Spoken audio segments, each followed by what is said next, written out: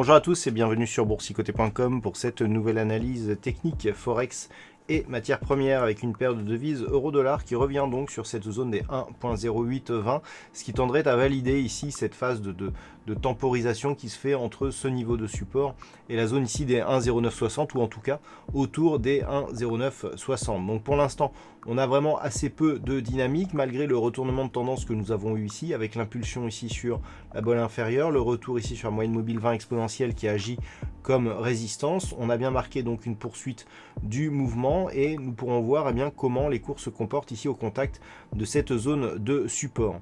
Si la cassure se produit, là les choses deviendront un peu plus baissières puisque nous serions avec un objectif ici de poursuite en direction de ce point bas significatif des 1,0650 qui, je le rappelle, constituait déjà un enfoncement par rapport aux cotations actuelles. On était plus ici sur des points bas qui se situaient ici autour de cette zone des 1.0780.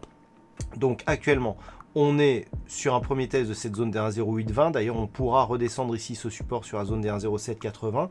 Si les cours valident une poursuite du mouvement, c'est un potentiel 1.0650 qui pourra être visé. Par contre, pour l'instant, ça reste neutre d'un point de vue moyen terme sur cette paire de devises euro-dollar. Sur le câble, par contre, nous étions ici sur une poursuite de mouvement haussier qui quantifie un objectif ici sur l'extension de Fibonacci à 1,2674. Il semblerait que cet objectif soit en train de s'invalider, puisqu'après ici une tentative de poursuite qui a échoué à un niveau assez proche de la zone d'objectif. On est revenu ici sur la moyenne mobile 20 exponentielle. On s'est stabilisé sous cette zone et on est venu ici au contact de la bande de Bollinger inférieure en recassant ici ce qui était devenu une zone de support proche des 1.2480. Donc clairement, on est en train de s'orienter ici vers une dynamique qui devient baissière. Donc cette extension de Fibonacci ici est clairement quasiment invalidée, sauf coup de théâtre qui nous reporterait ici au-delà des 1.2560. On peut s'attendre ici à une stabilisation des cours autour de ce niveau des 1.23. Il est clair qu'après ici la forte baisse qui avait conduit la paire de devises de cette zone des 1.3160 sur un point bas historique qui avait cassé la zone de support historique des 1.20 sur un point bas ici et un support sur les 1.1470, que les cours soient en train de se stabiliser dans une zone ici entre 1.23 et 1.26. Sur l'or, par contre, l'objectif ici, la première extension de Fibonacci à 161,8% a été validé. On avait un autre objectif ici à 1705$ l'once. Et il semblerait qu'après rupture ici de cette zone d'objectif, ce niveau se soit transformé en support. Donc clairement, on n'aura pas la deuxième extension d'une manière directe et ces retracements de Fibonacci ici ne nous sont plus d'aucune utilité.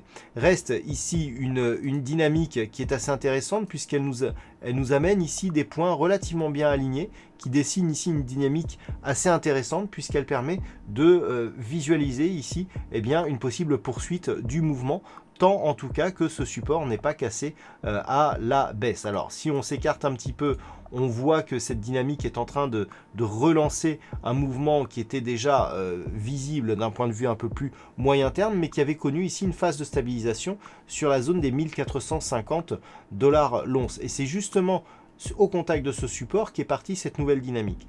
Donc clairement, tant que l'on est au-dessus de celle-ci, on est sur une dynamique forte dont l'objectif, tant que nous ne repassons pas ici sous les 1705 et donc sous la zone de support oblique qui nous donne un objectif de poursuite en direction donc des 1790$ l'once.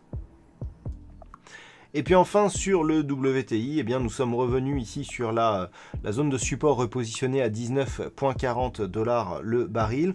Donc une configuration moyen terme qui reste fortement baissière avec ce support ici qui semble tenir puisque l'on est ici sur une évolution qui ne permet pas une rupture de celui-ci. Alors si on se rapproche un petit peu, on peut se rendre compte ici que depuis la tentative de rupture haussière avortée des 28$ le baril, les cours sont rapidement revenus ici sur ce niveau et il tente à se stabiliser aujourd'hui. Donc clairement, d'un point de vue moyen terme, il semblerait que ce soit ce niveau, qui soit le niveau plancher actuellement. Attention toutefois, nous savons qu'en cas de rupture, eh bien, nous avons d'autres objectifs un peu plus bas, avec notamment cette zone de support des 15,60 qui sont liés à une extension de Fibonacci ici sur la phase de consolidation.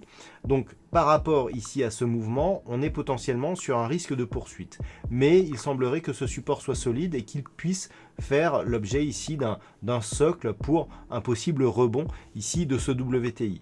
Toutefois, tant que l'on est certes au-dessus de ce support, mais sous la zone des 28 $ le baril, nous avons vu à de multiples reprises que les tentatives, même si elles se faisaient comme ici en fin de semaine, eh bien, n'étaient pas toujours couronnées d'un succès. Et donc, tant que l'on n'aura pas une cassure nette ici de cette zone des 28 $ le baril, eh bien, on peut s'attendre ici à une neutralisation dans une dynamique baissière moyen terme. Voilà donc ce que l'on peut dire sur cette analyse technique Forex et matières premières. Passez une bonne soirée, restez chez vous, prenez soin de vous. On se retrouve dès demain pour d'autres analyses techniques, toujours sur le site boursicoté.com.